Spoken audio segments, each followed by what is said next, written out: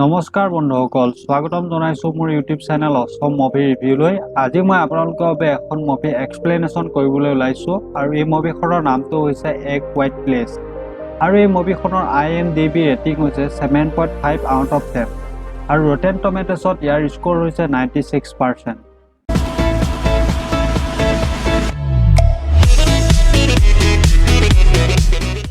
মুভিখনৰ আৰম্ভণিতে এখন নিজান ঠাই দেখুওৱা হয় আৰু তাত এখন মাৰ্কেট দেখুওৱা হয় আৰু সেই মাৰ্কেটখনত বস্তুবোৰ অত-তত পৰি থাকে আৰু সেই দোকানখনলৈ এটা ফেমিলি কোনো শব্দ নোহোৱাকৈ আহিবলৈ ধৰে আৰু তেওঁলোকে খালী ভৰিৰে খোজকাঢ়ি ঘূৰি ফুৰে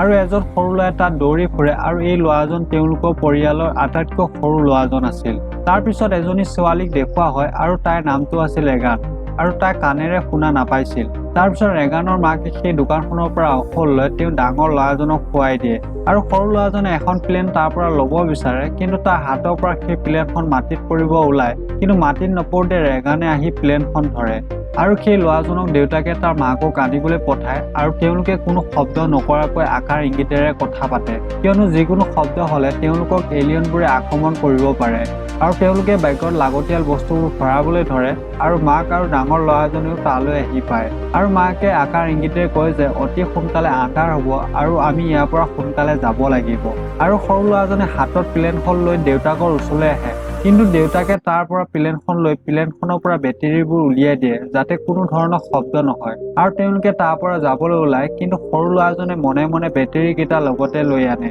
আৰু তেওঁলোকে এটা ট্ৰেইনৰ ৰাস্তাৰে গৈ থাকে আৰু সৰু ল'ৰাজন সকলোৰে পিছত গৈ থাকে। কিন্তু কিছু দূৰ যোৱাৰ পিছত তেওঁলোকে সেই টয় প্লেনখনৰ পৰা শব্দ শুনা পায় আৰু সেই সৰু ল'ৰাজনে প্লেনখনত বেটেৰী লগাই অন কৰি দিয়াৰ বাবে তাৰ পৰা শব্দ আহিছিল আৰু দেউতাকে তাক বচাবলৈ দৌৰি যায়, কিন্তু দেউতাকে তাৰ ওচৰ গৈ নাপাওঁতেই এলিয়ন এটা আহি ল'ৰাজনক মাৰি পেলায় আৰু এই এলিয়নবোৰৰ কোনো ধৰণৰ দৃষ্টিশক্তি নাছিল, মানে দেখা নাপাইছিল, কিন্তু শব্দৰ প্ৰতি বহুত চেনচিটিভ আছিল আৰু যিকোনো শব্দ হ'লে এলিয়নবোৰে আক্ৰমণ কৰি দিছিল আৰু এইবাবে এতিয়া পৃথিৱীত বহুত কম সংখ্যক মানুহে জীয়াই আছে আৰু তেওঁলোকে কোনো ধৰণৰ শব্দ নকৰাকৈ জীৱন কটাইছিল আৰু এইবোৰ কাৰণতে সৰু ল'ৰাটো এলিয়নৰ চিকাৰ হৈছিল আৰু এতিয়া ফেমিলি মেম্বাৰবোৰে অনবৰতে চাইন লেংগুৱেজ ব্যৱহাৰ কৰি কথা পাতিছিল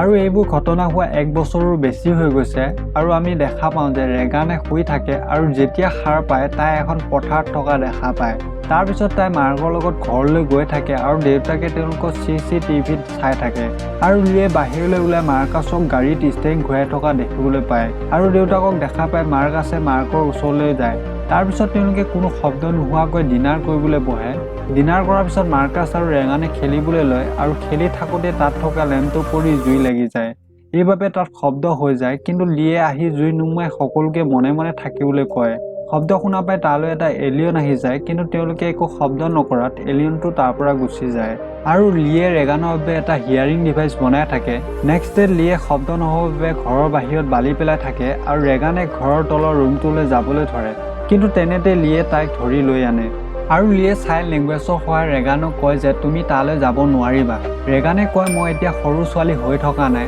আৰু মই কোনো শব্দ নকৰোঁ। তাৰপিছত লিয়ে ৰেগানক হিয়াৰিং ডিভাইচটো দিয়ে, কিন্তু ৰেগানে গম পায় যে সেই ডিভাইচটো আগৰ নিচিনাই কাম নকৰিব আৰু লিয়ে তাৰ হাতত ডিভাইচটো দি তাৰ পৰা গুচি যায়। তাৰপিছত লিয়ে মাৰ্কাছক কিছুমান স্কিল শিকাবৰ বাবে বাহিৰলৈ নিব বিচাৰে। মাৰ্কাছে তাৰ মাকক কয় যে মই যাব নিবিচাৰোঁ, কিন্তু তাৰ মাকে চাইন লেংগুৱেজৰ সহায়ত তাক কয় যে তোমাৰ দেউতাই তোমাক প্ৰটেক্ট কৰিব আৰু তুমি স্কিলবোৰ শিকি লোৱাটো অতি প্ৰয়োজন, কাৰণ তুমি যাতে পিছত এইবোৰ নিজেই কৰিব পাৰা। তাৰপিছত মাৰ্কাছে দেউতাকৰ লগত যাবলৈ মান্তি হৈ যায়। তাৰপিছত তালৈ ৰেগানো আহি কয় যে ময়ো তোমালোকৰ লগত যাব বিচাৰোঁ, কিন্তু তাইৰ দেউতাকে তাইক মাকৰ লগত ঘৰত থাকিবলৈ কয়, কিন্তু ৰেগানে যাব নিদিয়াৰ বাবে খং কৰি তাৰ পৰা গুচি যায় আৰু তাই বাহিৰলৈ যাবলৈ বেগত কিবা কিবি ভৰাই লয় আৰু ইফালে লিয়ে মাৰ্কাছক মাছ কেনেকৈ ধৰে তাক শিকাই থাকে, কিন্তু মাৰ্কাছে বহুত ভয় খোৱা দেখি দেউতাকে কয় নদী পানী বৈ থকাৰ বাবে বহুত শব্দ হৈছে আৰু ইয়ালৈ এলিয়ন নাহে, ইয়াত তুমি সম্পূৰ্ণ ছেফ হৈ আছা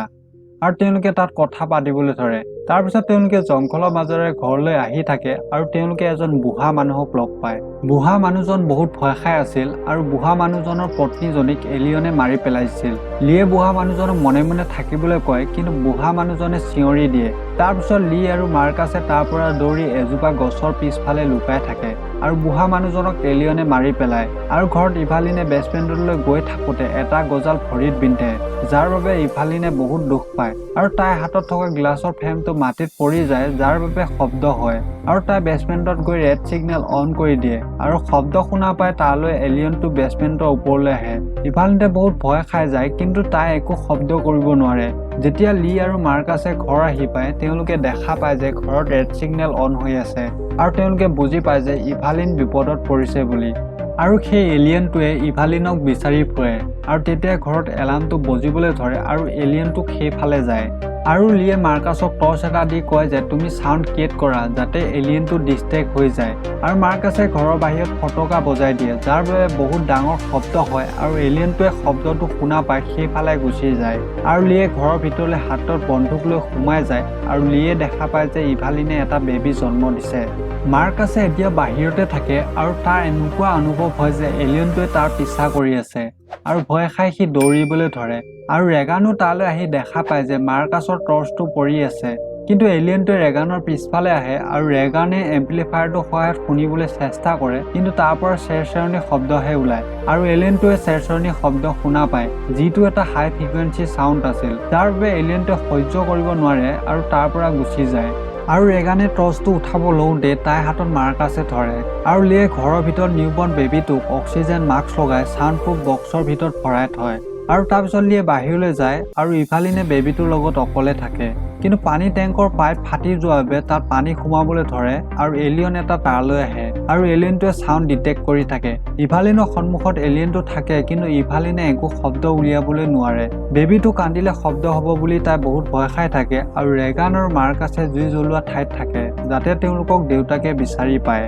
ৰেগানে মাৰ্কাছক যাব কয় কিন্তু মাৰ্কাছে যাবলৈ মান্তি নহয়। তেনেতে মাৰ্কাছে তাৰ পৰা ভিতৰলৈ সোমাই যায় যাৰ বাবে এটা ডাঙৰ শব্দ হয় আৰু ৰেগানৰ মাকৰ ওচৰত থকা এলিয়নটো শব্দটো শুনি তালৈ আহে কিন্তু তেওঁলোকে একো শব্দ নকৰাৰ বাবে এলিয়নটো তাৰ পৰা গুচি যায় আৰু তাৰপিছত তেওঁলোকে দেউতাকক লগ পায় কিন্তু আকৌ এবাৰ এলিয়নটো তেওঁলোকৰ ওচৰলৈ আহে আৰু লিয়ে ৰেগান আৰু মাৰ্কাছক এখন পিকআপ ট্ৰাকত লুকাবলৈ কয়। লিয়ে এখন কোঠালৈ সেই এলিয়নটোৰ ওচৰলৈ যায় কিন্তু সেই এলিয়নটোৱে লিক ঠেলা মাৰি পেলাই দিয়ে আৰু এইবোৰ দেখি মাৰ্কাছে গাড়ীৰ পৰা ডেড বুলি চিঞৰিবলৈ ধৰে আৰু এলিয়নটোৱে লিক মতা শব্দ শুনা পাই পিকআপ ট্ৰাকখনৰ ওচৰলৈ যায় আৰু তাত গৈ গাড়ীখন বহুত জোৰে লৰাবলৈ ধৰে আৰু ইফালে লিয়ে আকৌ এবাৰ কোঠাৰখন হাতত লৈ থিয় হয় আৰু এলিয়নটো তেওঁৰ ওচৰলৈ শব্দ উলিয়াই মাতে আৰু ৰেগানক চাইন লেংগুৱেজত কয় যে তেওঁলোকক বহুত ভাল পায় আৰু ৰেগানৰ মাকে এইবোৰ CCTVত চাই আছিল আৰু লিয়ে বহুত জোৰেৰে শব্দ উলিয়াই এলিয়নটো মাতে আৰু এলিয়নটোৱে বহুত জোৰেৰে আহি লিক মাৰি পেলায় আৰু এইদৰে লিয়ে তেওঁৰ পৰিয়ালটোক বচায়।